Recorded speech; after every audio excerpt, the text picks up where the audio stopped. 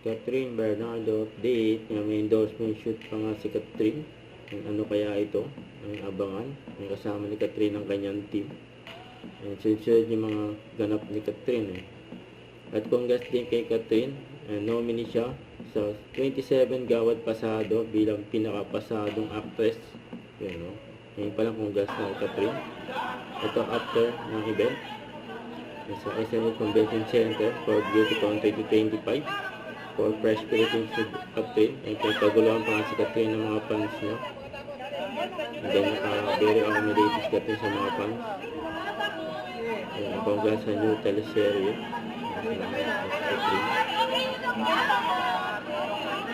Sobrang ganda at napakabait.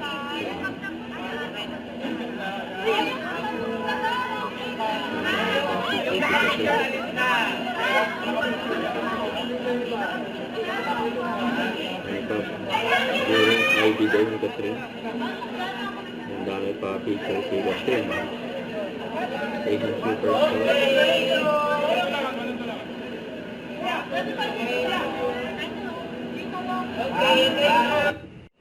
Don't forget to subscribe, click the notification bell for more updates. This is Richard Reaction. Like, stay tuned for more videos.